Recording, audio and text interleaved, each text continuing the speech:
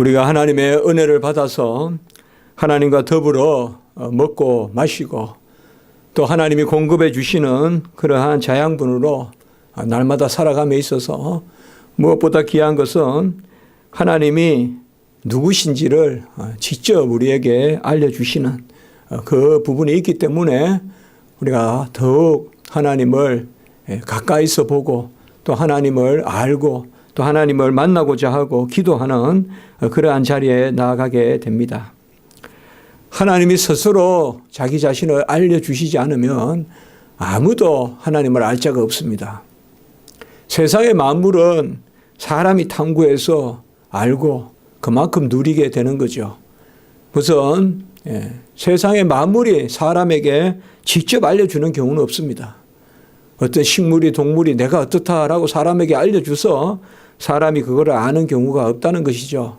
모든 것은 사람이 분석하고 사람이 또 관찰하고 해서 그렇게 아는 것이죠. 그래서 칸트 같은 사람은 모든 지식은 그렇게 있는 것이 아니라 인간이 그렇게 보는 것이다. 이렇게 해서 모든 지식을 상대화해서 사람이 바라보는 그 지식, 그것을 이제 이야기한, 그래서 대전환을 이루는, 그거는 결국 뭔가 하면 상대적이고 주관적인 그러한 지식을 그것만 우리 인간이 알 수 있다. 이렇게 이제 이야기하는 거죠. 그러니까 하나님은 알 수가 없는 분이다. 이렇게 이제 말하는 것입니다. 그러나 하나님은 우리가 성경 66권을 통하여서 알 수 있듯이 전부 다 하나님을 알려주시는 말씀이잖아요. 성경에 하나님을 증거하지 않는 그런 말씀이 어디 있습니까? 바로 하나님은 자기 자신을 우리에게 알려주시는 것을 기뻐하셔서 크게는 어떤 피조물로도 알려주십니다. 그래서 나무를 보거나 또 하늘을 보거나 또 사람을 봐도 우리가 피조물을 통해서 하나님이 계시고 하나님이 누구신가 알게 됩니다. 그러니까 피조물을 통해서 하나님은 내가 누구다, 만물을 지었다, 운행한다, 그리고 공급한다, 지탱한다, 이런 것을 다 알려주시고 능력과 신성이 분명히 밝히 보이거든. 그렇게 로마서에 말씀했잖아요. 하나님의 능력과 신성이 만물에 밝히 보이거늘. 그런 것을 우리가 일반적인 하나님의 지식, 곧 일반 계시다라고 그렇게 하는 것이죠. 그런데 하나님은 여기에 그치지 않고 이것만으로는 사람이 타락해서 가닿지를 못해요. 가닿지를 못해요. 세상 만물만 가지고는 하나님을 영화롭게도 하지 않고 감사하게도 하지 않고 하나님께 예배하지도 않아요. 그러니까 이제 하나님은 특단의 그러한 은총을 베푸시는데 그것은 하나님의 어떠하심을 성경에 기록해 주시는 것입니다. 성경에 기록해 주시는데 사람들에게 들려주셔서 그 사람들이 하나님의 음성을 좇아서 기록하게 하는 그것이 바로 우리가 특별한 그러한 계시다. 특별히 하나님을 알리는 지식, 하나님이 자기 자신을 특별히 드러내는 지식, 우리가 그것을 특별 계시다 이렇게 말하는 것입니다. 이 특별 계시는 곧 성경에 기록하여 주시는 하나님의 말씀, 하나님이 누구신가 직접 기록해 주는 거예요. 나는 스스로 있는 자니다. 아브라함과 이삭과 야곱의 하나님이다. 여호와 샬롬이다. 여호와 라파다. 여호와 니시다. 여호와 이레다. 스스로 하나님이 다 알려주시는 것입니다. 나는 무엇을 했고 나는 언제부터 있고 나는 시간과 공간을 짓기 전부터 영원히 계시고 그리고 삼위일체 하나님 다 알려주시는, 성경이 없으면 우리 아무도 몰라요. 성경이 없는데 인간이 탐구해서 하나님은 누구시다 이렇게 하는 것은 그건 전부 이교적인 사상이에요. 이교적인 사상은 결국은 뭐예요? 사람이 하나님을 만드는 거예요. 사람이 하나님을 만든다 이 말이에요. 모든 이교는 사람이 하나님을 만들고 그리고 사람을 하나님으로 믿고 사람을 섬기고, 그게 모든 이방 종교라면 우리 기독교만은 하나님이 자기 자신을 알려주시는, 그래서 하나님이 스스로 자기 자신을 알려주시기 때문에 그걸 우리가 계시라 하고 우리 기독교를 계시 종교다 이렇게 말하는 것이에요. 우리 기독교만이 계시 종교예요. 왜? 하나님이 스스로 알려주시는 거예요. 인간으로부터 나온 지식이 아니에요. 저 불교는 그 부다에서부터 나왔고, 저 유교는 공자에서 나오고, 저 이슬람교는 마호메스로 나오고, 다 인간으로부터 나왔는데 우리 성경은 뭐냐면 하나님의 말씀이 태초부터 계시고, 태초부터 계신 그 말씀이 생명의 말씀이고, 요한복음 1장 1절에는 태초의 말씀이 계시고, 또 요한 1서 1장 1절에는 태초부터 계신 생명의 말씀이에요. 그래서 이 기록한 말씀, 특별한 계시는 구원의 계시다. 거듭난 사람만 이 성경을 아멘하고 받아들이는 거예요. 달리 말하면 성경을 받아들이면서 또 구원받는 거예요. 이것은 믿지 않는 사람은 아무리 만독을 하고 100만독을 해도 이 성경은 아멘이 안 되는 부분입니다. 그러나 믿는 사람, 하나님이 특별히 선택한 언약의 백성에게만은 이 성경 말씀이 임하여 역사하는 것입니다. 우리도 하나님이 특별한 은혜를 베풀지 않으면 이 시간에 뭐에 예배 안 드려요. 그리고 성경 말씀에 아멘하지 않아요. 그저 진화론 쫓아가고 그저 세상 지식이 단 줄 알고 살고, 그리고 막연하게 그냥 인생에 그런 흐릿한 사람들의 이론을 쫓아, 사변을 쫓아 살다가 세상을 그냥 그 가운데서 마치는 거예요. 그러나 특별히 하나님의 은혜를 베푸신 우리에게는 하나님의 말씀을 주시는데, 그 말씀이 바로 성경에 기록된 말씀이고, 그 말씀 중에 오늘 우리가 살펴보는 율법이 있다. 왜 제가 이렇게 길게 장황하게 서론을 이야기했는가 하면, 율법은 하나님의 말씀이라는 것을 잘 생각하지 않는 사람들이 있어요. 그래서 복음은 믿음으로 우리가 아멘하고, 율법은 그냥 이성적으로 배우는 것 같이 그렇게 생각하는 사람들이 있어요. 그건 아닙니다. 하나님의 말씀은 전부 다 은혜가 있어야 우리에게 아멘이 되는 거예요. 율법이든 복음이든. 그러니까 하나님의 말씀은 믿음으로만 받아들여지는 거예요. 율법이든 복음이든. 그렇기 때문에 율법은 뭐 믿지 않는 사람들이나 믿는 사람들이나 똑같이 그냥 받아들이는 거고, 복음만 믿는 사람들이 받아들이는 거다. 이렇게 하면 이거는 큰 우를 범하는 것입니다. 왜? 율법은 성경이 아니라고 말하는 것과 똑같아요. 왜요? 성경은 우리가 믿음으로만 수납하잖아요. 받아들이잖아요. 그러면 복음이든 율법이든 다 믿음으로 받아들이는데, 다만 율법을 믿음으로 받아들인다고 해서 율법 자체가 생명을 살리는 능력은 없다. 그거예요. 율법에는 약속까지만 있지 그 성취는 그리스도, 그것이 바로 복음이다 이 말이에요. 그러니까 저 신학생들에게도 이렇게 이야기하다 보면 그런 걸 느낄 때가 많아요. 율법은 뭐 그저 믿음이 없어도 되고. 이것은 종교개혁 시대 때 아주 인문학과 이성을 강조했던 쩌빙글리나 이런 사람들이 그게 빠져 있었어요. 율법은 그냥 세상법과 크게 다르지 않고 복음만 믿음으로 우리가 받아들인다. 그건 아닙니다. 율법이든 복음이든 다 하나님의 말씀이고, 하나님의 말씀은 믿음으로만 언약 백성이, 구원받은 백성이 받아들이는 거예요. 교회 안 다니는데 십계명, 그것은 사실상 그냥 인간의 글자지 신령한 말이 아니에요. 믿어야 십계명이 신령한 하나님의 계명으로 우리 안에 역사하지, 믿을 때 십계명은 벌써 은혜의 계명으로 작용한다 이 말이에요. 나에게 명령하시는 분이 능력을 주셔서 행하게 하시는, 그렇게 우리가 받아야 되죠. 율법이라고 해서, 계명이라고 해서 그냥 믿음이 없어도 막 그냥 누구든지 그냥 세상 사람들도 십계명 보면 아이고 이거 뭐 배울 만하다. 그거는 우리가 성경을 읽는다고 하는 게 아니에요. 그건 절대 아니에요. 바로 우리 안에 믿음의 역사가 있어야 된다. 특별히 이 특별한 계시가, 특별 계시, 성경 계시, 기록된 하나님의 말씀이 구약 시대 때는 율법으로 이렇게 백성들에게 주어진 것을 알 수가 있어요. 물론 역사서도 있고 또 시가서라고 해서 우리가 시편이나 또 잠언이나 전도서나 아가서나 이런 욥기나 이런 말씀들도 있지만 구약에서 가장 귀하게 하나님의 말씀으로 주신 것이 바로 이 율법입니다. 율법은 오늘 로마서 보면 바로 의롭고 거룩하고 의롭고 선하다 7장 12절에 이렇게 말씀하고 있어요. 율법은 거룩하고 의롭고 선하다.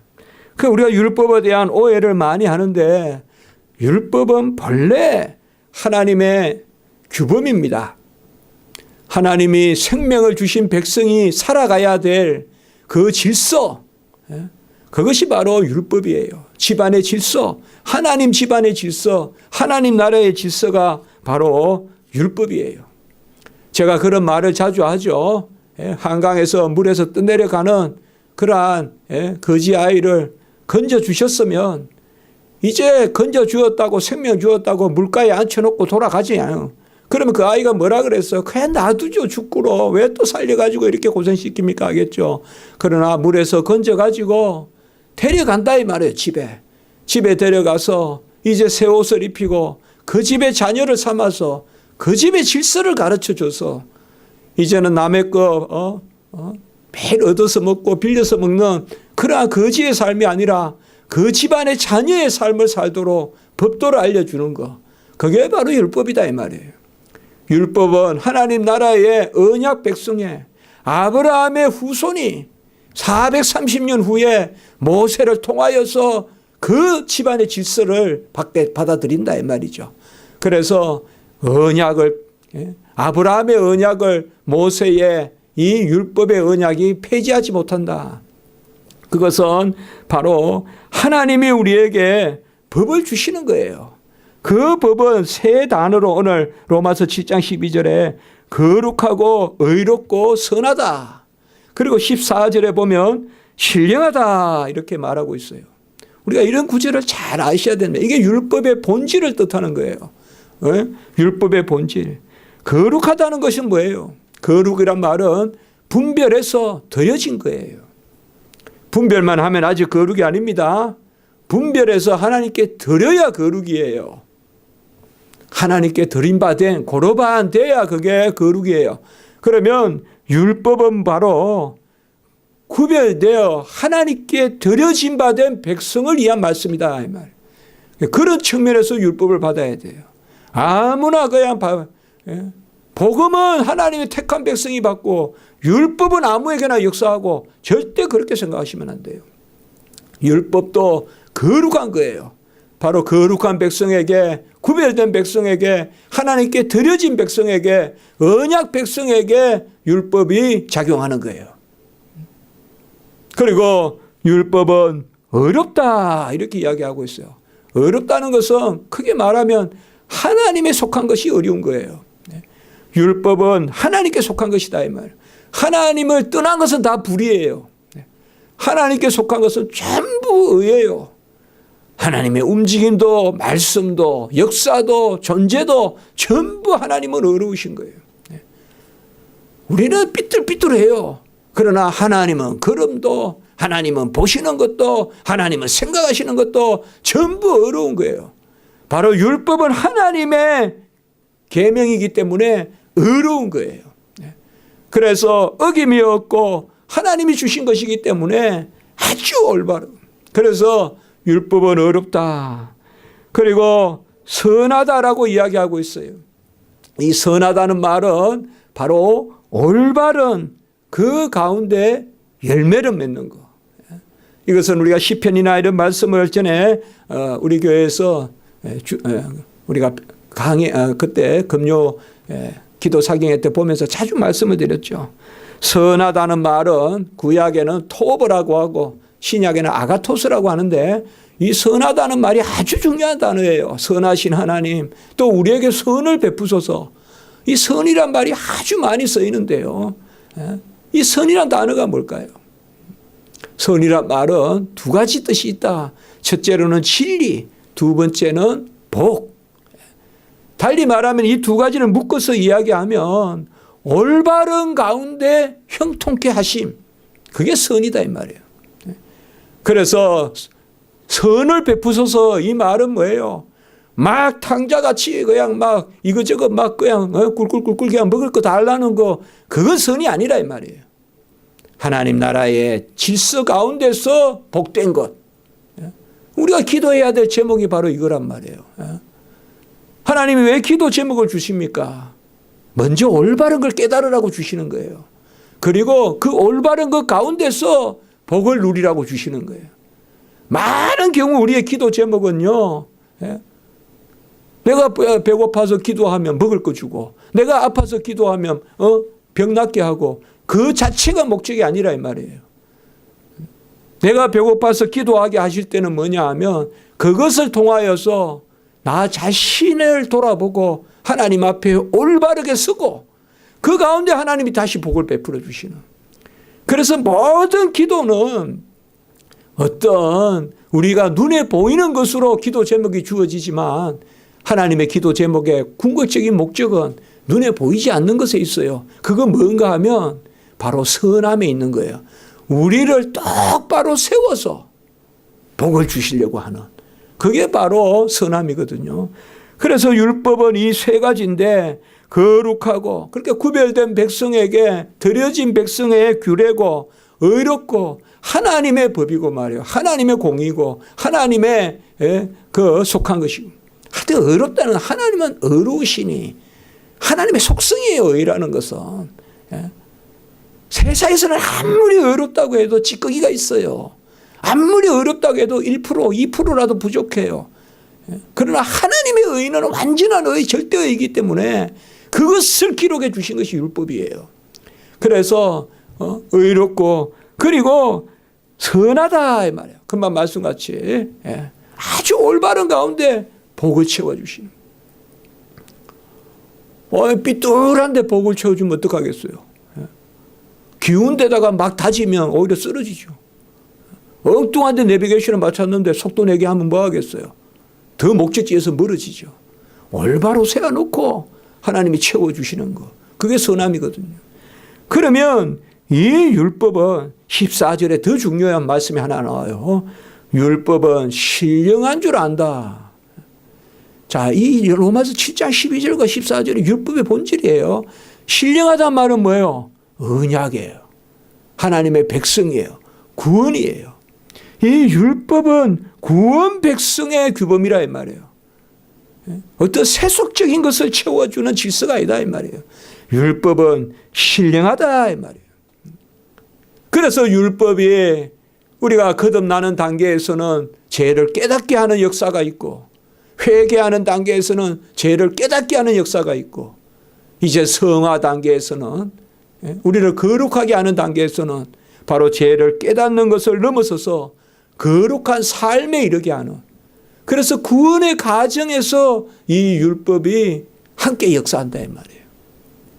죄를 깨달아 그리스도를 찾게도 하고 이제 거듭난 사람은 이 율법을 즐거워하면서 그래서 거듭난 사람이 오히려 더 본질적인 율법을 이제는 누리는 그것이 바로 신령한 것이다라고 이렇게 말씀하고 있는 것입니다. 우리가 자녀들과 어떻게 교통합니까? 끊임없이 자녀들에게 부모들은 뭐예요? 이렇게 하라 저렇게 하라 이렇게 해야 된다 가르치잖아요. 그게 어떻게 보면 가정교육이죠. 품 안의 교육이잖아요. 그럼 하나님은 우리에게 어떻게 가르치시겠습니까? 자녀 삼으셨는데 율법으로 가르친다 이 말이에요. 율법으로 우리에게 가르치신다. 거룩하고 의롭고 선하고 신령한 그 율법으로 우리에게 가르쳐 주신다. 그 율법을 이제 넓게 이해하면 하나님의 모든 지시하심과 하나님이 동산을 거니면서 에덴 동산의 타락 전에 아담과 그 동산을 거니시면서 그것도 법이에요. 넓게 말하면 하나님의 모든 것이 다 법이에요. 비가 내리는 것도 법이고 나무가 서 있는 것도 법이고. 그러나 그 법을 우리가 좀 더 좁게 이해하면 예배의 법, 하나님의 백성이 살아가는 어떤 그러한 윤리적 재판법, 의식법, 곧 모세에게 주신 그 십계명, 도덕법, 이런 것이 이제 좁게 말하면 모세에게 주신 법이 그게 율법이고, 넓게 이야기하면 모든 하나님의 질서가 다 율법입니다. 다 율법이에요. 이 법이 우리 안에 역사하는 것입니다. 율법은 언약 백성에게 주신 하나님의 규범이요. 그래서 주야로 우리는 다윗과 같이 이걸 묵상해야 된다 이 말이에요. 여호와의 법을 묵상해야 돼요. 율법은 경건하고 올바른 삶의 규범입니다. 예배의 규범이고, 그리고 이웃 사랑의 규범입니다. 우리가 십계명을 매주 예배 때 하지만 하나님 사랑과 이웃 사랑의 계명입니다. 율법을 가만히 묵상하면 하나님의 어떠하심이 보이고, 하나님이 우리를 향한 어떤 뜻을 가지고 계신가를 알 수가 있다 이 말이에요.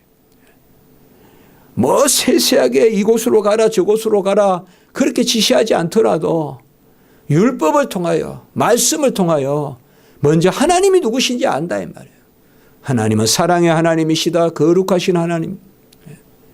사랑을 명령하시는 그 하나님은 사랑의 하나님이고, 거룩을 명령하시는 그 하나님은 거룩의 하나님이고, 그래서 하나님의 법을 보면 하나님이 누구신가 보인다 이 말이에요. 하나님의 법을 보면 하나님의 누구신가가 보이고, 하나님이 우리를 향한 어떤 뜻을 가지고 계신가가 보이는 거예요. 우리가 많은 경우에 뭐 기도다 이러면 금방 이렇게 생각하기가 쉽잖아요. 예? 아니 좌측 우측 그 아파트를 사야 되는데 기도해서 어느 쪽으로 가야 됩니까? 그런 거 어떻게 하나님이 알려주십니까? 좌측이라 그럽니까? 우측이라 그럽니까? 그러면 기도하다 보면 왼쪽에서 빛이 보여서 그런 말들 하지 마시라 이 말이에요. 예. 기도는 그런 영역이 아니에요. 그럼 어떻게 기도와 하나님이 응답하시겠어요? 율법을 묵상하면 길이 보여요. 이웃을 사랑하라. 또 하나님을 사랑하라. 이렇게 기도해 보니까 그래, 교회 가까운 데 정하자. 그게 응답이에요.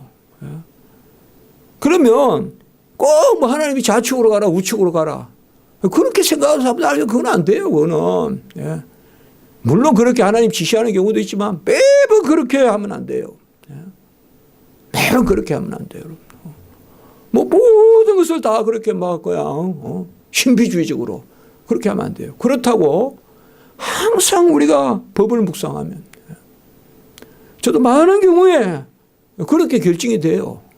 저는 한번 설교 때 말씀드렸지만 너무나 어떻게 살아야 될지, 앞으로 뭘 해야 될지, 이 교회에서 내가 어떻게 해야 될지, 제 마음 같아서는 더 있어야 될 것 싶기도 한데, 그때 막 기도하는데, 일체 교회의 유익을 위하여 삼가라. 그럼 다 교회의 유익을 위하여 딱 그거 말씀 하나 딱 가지고 생각해 보니까 쭉 다 되는 거 그냥 다 결론이 나요. 가야 될지 말아야 될지 서야 될지 앉아야 될지 교회의 유익을 싹 다 버리고 일체 내 생각 다 버리고 싹 다 버리고 그냥 교회의 유익대로 한번 해보자 이렇게 하니까 쭉 답이 다 보인다 이 말이죠. 다윗이 주야로 말씀을 묵상해서 이스라엘을 다스렸어요. 솔로몬은 다윗을 못 쫓아가요. 다윗이 워낙 잘하니까 솔로몬도 아비 따라서 해보려고 처음에는 지혜를 달라라고 여호와를 아는 마음을 달라라고 그 지혜는 재판하는 지혜거든요. 왜냐하면 예전에도 우리가 출애굽기 때도 말씀드렸지만 이스라엘 백성은 십계명이 있지만 이 성문의 법이 있지만 기록한 법이 있지만 많은 경우는 다 하나님이 그때그때 재판관에게 알려주는 불문의 법이거든요. 그러니까 이스라엘 백성은 계속 재판하는 누가 재판합니까? 옛날에는 왕이 재판해요. 그러면 왕이 하나님의 뜻을 알아야 돼요. 그게 신정국가예요. 그게 하나님이 다스리는 국가예요. 그러니까 끊임없이 다윗은 뭐예요? 모든 세세한 재판을 할 때 그게 바로 그게 바로 시편이에요. 예? 끊임없이 하나님께 구하는 거예요. 그렇게 구하지 않고는 그 다음 날 나라를 다스릴 수가 없어요. 판단을 해야 되는데 지식이 안 쫓아요. 그러면 미쳐버려요. 사울 왕과 같이. 그러나 끊임없이 다윗은 기도하면서 그게 바로 뭐냐 하면 지혜를 구하는 것이고 길을 구하는 것인데 율법에 재판하는 법이 나와 있냐 이 말이 없어요. 그래도 죄하러 율법을 묵상하면 다 있어요. 그 안에. 다 있어요. 뭐 1m 뭐 건물을 지어라 뭐 50cm 지어라 뭐 그렇게 안 나와요. 성경에는. 그러나 기도하면 다 알려주세요. 하나님이 뭐로? 말씀으로. 말씀에 비추어서 그래서 우리는 살아계신 하나님의 말씀에 그 역사가 있는 거예요. 언제든지 우리는 그걸 믿어야 돼요. 그러니까 언제든지 성경 말씀을 붙들고 제가 기도하라고 하는 거예요. 성경 말씀을 붙들고 기도하면요. 생각지도 않은 그러한 정확한 답이 거기 안에 성경에 있어요. 우리는 성경이 없다고 생각할지 몰라도 아니에요. 성경에 있어요. 그게 특별히 뭐냐? 바로 율법이다 이 말이에요. 그게. 그러니까 주야로 여호와의 법을 묵상하면 여호와가 누구신지를 알게 되고 내가 뭘 해야 될까 여호와가 원하시는 뜻을 알게 되고 하나님의 어떠하심과 하나님의 뜻을 알게 된다. 그것이 바로 율법이라는 것이죠. 그러므로 우리는 이 율법을 주야로 묵상하되 오늘 이제 시편 19편은 우리가 이 교리 강좌할 때 초반부에도 이 구절을 한번 중요한 구절로 삼았는데 오늘 읽은 말씀에 보면 여호와의 율법은 완전하여 영혼을 소성하고 확실하여 우둔한 자를 지혜롭게 하고 정직하여 마음을 기쁘게 하고 순결하여 눈을 밝게 하고 이거 그저 그냥 시 쓴다고 막 쓴 거 아니에요. 이건 읽으면 읽을수록 참 은혜가 되는 거예요. 하나님의 말씀은 완전해서 우리 영혼이 살아나고 말이죠. 하나님 말씀은 확실해서 우둔한 자를 지혜롭게 해주고 그리고 정직하여 마음을 기쁘게 하고 이것도 참 얼마나 와닿습니까? 부정직한 것은 보면 항상 저기 싱크대 기름때 같이 우리를 그냥 묵은 때가 이게 부정직한 거잖아요. 그러나 정직한 것은 깨끗하게 돌아간다 이 말이에요. 그래서 우리 마음이 정직할 때 기쁘거든요. 예? 정직한 영을 새롭게 바로 정직하여 마음을 기쁘게 하고 순결하여 눈을 밝게 하고 세상에 막 실눈을 뜨는 게 아니라 아주 그냥 맑은 눈을 순결하여 밝게 하고 눈을 밝게 하고 이게 지금 다 율법이란 말이에요. 지금 어떻게 하면 이렇게 됩니까? 이렇게 되고 싶죠. 우리는 어떻게 주야로 말씀을 묵상하고 여호와의 말씀을 아멘하고 정결하여 영혼까지 이루고 깨끗해야 오래가고 깨끗해야 썩지 않잖아요. 정결하여 영혼까지 이루고 진실하여 다 의롭고 금보다 이것을 더 사모하라 이 말이에요. 오늘 말씀에 금보다 더 사모할 것이요 순금보다 더 사모할 것이요. 금이 있고 성경이 있으면 성경 쪽으로 쫓아가라 이 말이에요. 우리 마음에 항상 중심이 어떻습니까 여러분 지금? 여러분 마음은 어떻습니까? 저 금이 있어요. 말씀이 있어요. 금을 집으면 금을 집은 거예요. 말씀을 집으면 생명과 함께 금을 집은 거예요. 말씀에는 생명도 있고 황금도 있고 다 있어요. 거기에. 제가 아까 말씀드렸죠. 말씀에는 다 들어있어요. 금은 그냥 금일 뿐이지만 말씀은 종이가 아니에요. 말씀은 먹이 아니에요. 말씀은 생명이에요. 말씀 안에 다 들어있다고요. 길이 있어요. 여호와의 말씀이 살아서 우리의 영혼을 움직이면 만유의 만유가 되신 하나님의 역사가 그곳에 있게 우리에게 길을 지시해주고 내 영혼이 즐겁고 하루를 살아도 이래 살아야 될 거 아니에요. 우리가 눈이 밝고 흐릿흐릿하고 맨날 안개 끼어 있는 그런 게 아니라 눈이 밝고 정결하게 눈이 밝고 나오잖아요. 마음이 즐겁고 그렇게 나오죠. 마음이 즐겁고 꿀송이보다 달다. 꿀송이보다 달다. 그 여기 말씀이 있어요. 여기 꿀송이가 있어요. 우리가 기도할 때 항상 말씀으로 가야 돼요. 말씀에는 꿀도 있고 말씀에는 다 있어요. 영양도 있고 그게 있어요. 이쪽에는 잘못 먹다 큰일 나요. 그게 바로 율법이라는 거예요. 그래서 우리가 우리 장로교 또 우리가 개혁신학에 우리가 서 있다 하는데 우리 칼빈이나 이 부분이 우리 교단이 가지고 있는 좋은 그러한 진리의 그러한 겁니다. 다른 교단에는 이런 걸 잘 모릅니다. 그래서 우리가 우리 교단에게 아주 귀한 것이 바로 이 부분입니다. 그래서 이걸 언약신학이라고도 합니다. 그래서 왜 언약신학이라고 하냐? 예수 그리스도 안에서 율법이 완성되고 바로 마태복음 우리가 5장 17절에 율법이 완성되고 폐하러 온 것이 아니라 완전하게 하려 오셨고 그다음에 로마서 10장 4절에 바로 율법의 마침이 되신다. 이 마침이라는 것은 끝이란 말이 아니라 이제는 완성해서 누리게 하신다. 이제 그게 있기 때문에요. 그래서 오늘 말씀에 우리가 율법의 본질에 대해서 이렇게 우리가 나누었습니다. 하나님의 법에는 약속이 있는 계명입니다. 약속이 있습니다. 언약의 법입니다. 그러니까 죄로 묵상하고 죄로 묵상하고 떨어져 죽은 듯해도 그것을 우리가 잡고 그것과 뒹굴며 썩을 때 그때 겨자씨 같이 생명력이 있지. 가차 지금 살아있는 것 같아도 지금 살아있는 것 같아도 제가 이번 주 설교했죠. 엊그제 제가 그거 설교하면서 준비하면서 그런 많은 은혜가 되더라고요. 막 무리들은 막 살아있는 것 같아요. 바리새인 서기관들은 살아있는 것 같아요. 서기 막 율법사들 막 살아있고 로마 병전들 다 살아있어요. 그런데 그들은 죽은 사람들이에요. 그러나 강도는 죽은 듯 하지만 네가 오늘 나와 함께 나그네 있으리라. 강도는 진짜 죽은 사람 같아요. 눈이 뒤집히고 혀가 천장에 붙고 완전히 저건 죽으면 그거는 지옥 중에 지옥 상지옥으로 빠질 것이다. 그 강도는 네가 오늘 나그네 있으리라. 진짜 뭐가 살아있는 건가? 그걸 우리가 항상 생각해야 돼요. 그래서 우리는 나는 죄인으로서이다 하면서 정말 나의 이 쓰라리고 부족하고 연약하고 정말 아무것도 아닌 내 모습을 바라봅니다.